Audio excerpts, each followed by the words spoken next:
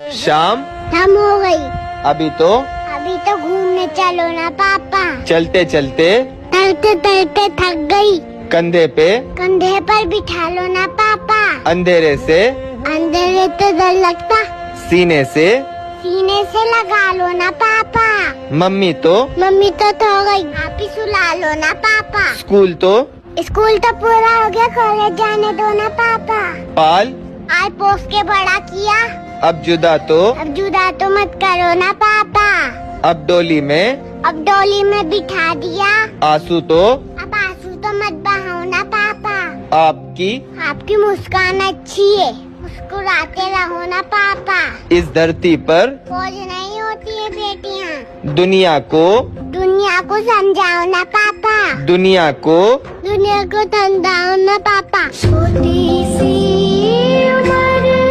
दोस्तों, एक कपल एक होटल में रूम ले लेते हैं। वहाँ कुछ घंटे गुजारने के बाद जब वे बिल देने गए तो बिल देखकर उनके होश उड़ गए, क्योंकि बिल में लिखा होता है 20,000 रूपए। अब आदमी कहता है कि माना ये 5 स्टार होटल है, पर मात्र 2 घंटे का बिल 20,000 क्यों? होटल का मैनेजर कहता है हमारे यहाँ एक लग्जरी थिएटर है। आदमी बोला पर हमने तो कोई मूवी नहीं देखी। मैनेजर बोला नहीं देखी, पर होटल में मौजूद है, आप देख सकते थे। मैनेजर बोला यहाँ एक VIP फैसिलिटी वाला स्विमिंग पूल भी है। आदमी बोला पर हमने तो उसे यूज नहीं किया। मैनेजर फिर बोला नहीं किया, पर आप कर सकते थे। मैनेजर इसी तरह कई चीजें आदमी को बताता है, बट आदमी हर बार कहता है पर हमने तो इसे यूज नहीं किया। मैनेजर हर बार कहता है नहीं किया, पर आप कर सकते थे। अंत में आदमी परेशान होकर अपनी पत्नी से पेमेंट देने को कहता है। उसकी पत्नी 10,000 का चेक दे देती है। तभी मैनेजर पूछता है मैडम इसमें तो सिर्फ 10,000 रूपए ही लिखे हैं। औरत बोली बचे हुए 10,000 रूपए हमने आपके होटल में काम करने के काट लिए। मैनेजर हैरानी से पूछता है पर हमने तो आपसे कोई काम नहीं करवाया। औरत हंसकर कहती है नहीं कराया, पर आप करा सकते। एक रात एक चोर एक घर में घुसा। दरवाजा खोला तो एक बूढ़ी औरत सो रही थी। खटपट की आवाज से उसकी आंखें खुल गईं। चोर घबरा गया, लेकिन बुढ़िया बोली डरो मत बेटा, लगता है किसी मजबूरी के कारण तुम ऐसा काम कर रहे हो। कोई बात नहीं, अलमारी में एक तिजोरी है, उसमें का सारा पैसा और गहना तुम चुपचाप ले जाना, लेकिन पहले मेरे पास आकर बैठो। मैंने अभी अभी एक सपना देखा है, वह सुनकर जरा मुझे उसका मतलब तो बता दो। चोर बुढ़िया की बातों में आ गया और चुपचाप जाकर उसके पास बैठ गया। बुढ़िया ने कहा बेटा मैंने देखा कि मैं एक जंगल में खो गई हूँ। तभी एक कौवा मेरे पास आया और उसने 3 बार जोर जोर से बोला पिंटू पिंटू पिंटू। बस फिर सपना खत्म हो गया और मेरी आंखें खुल गई। जरा बताओ इसका क्या मतलब हुआ? चोर सोचने लगा। इतने में बुढ़िया का बेटा पिंटू अपना नाम जोर जोर से सुनकर उठ गया और अंदर आकर चोर को जमकर पीटा। बुढ़िया बोली बस करो, अब मत मारो। चोर बोला नहीं नहीं, मुझे और मारो, ताकि मुझे आगे से याद रहे कि मैं एक चोर हूँ, सपनों का मतलब बताने वाला नहीं।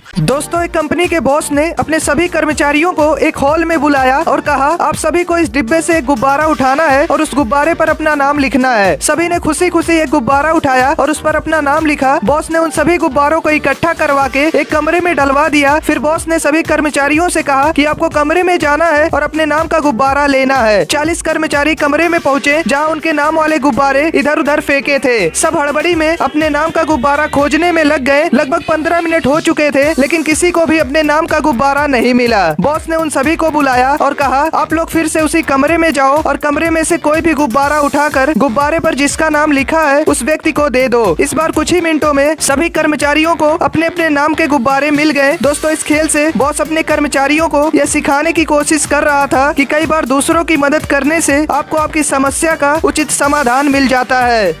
दोस्तों, एक बार एक व्यापारी राजा के महल में 2 बड़ी ही खूबसूरत गायों को लेकर आया। दोनों गाय दिखने में बिल्कुल एक जैसी थी। व्यापारी राजा से बोला महाराज इसमें एक माँ है और एक बेटी, पर मुझे यह नहीं पता कि माँ कौन है और बेटी कौन है, क्योंकि दोनों में जरा सा भी अंतर नहीं है। मुझे किसी ने कहा कि भारत देश के राजा का मंत्री बहुत ही चालाक और होशियार है, इसलिए मैं यहाँ अपने प्रश्न का उत्तर जानने आया हूँ। मंत्री ने दोनों गायों को बारीकी से देखा, लेकिन वह भी यह नहीं पहचान पाया कि वास्तव में कौन माँ है और कौन बेटी। दुविधा में फंसे मंत्री ने एक दिन की मोहलत मांगी। वह गायों को अपने घर ले गया। उसने काफी सोच विचार किया। तभी उसके दिमाग में एक आइडिया आया। उसने दोनों गायों के आगे अच्छा भोजन रखा और कुछ ही देर बाद उसे अंतर पता चल गया कि कौन माँ है और कौन बेटी। अगले दिन दरबार में मंत्री ने माँ व बेटी की पहचान कर दी। व्यापारी ने हैरानी में पूछा मंत्री जी आपको पता कैसे चला? मंत्री बोला मैंने बस दोनों के सामने भोजन रखा। मैंने देखा कि एक गाय जल्दी जल्दी भोजन करने के बाद दूसरी गाय के भोजन में मुँह मारने लगी और दूसरी वाली ने पहली वाली के लिए अपना भोजन छोड़ दिया, और ऐसा सिर्फ एक माँ ही कर सकती है। दोस्तों, वीडियो अच्छा लगा हो तो लाइक।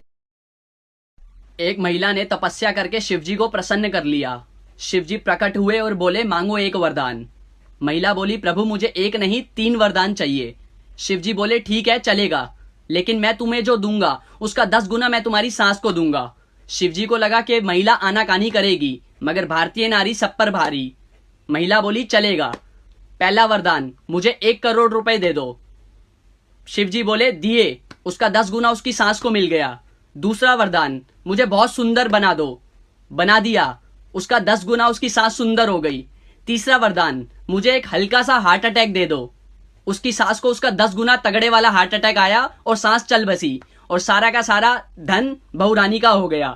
तब से शिव जी त्रिशूल लेके उस आदमी को ढूंढ रहे हैं जिसने कहा था कि औरतों के पास दिमाग नहीं होता।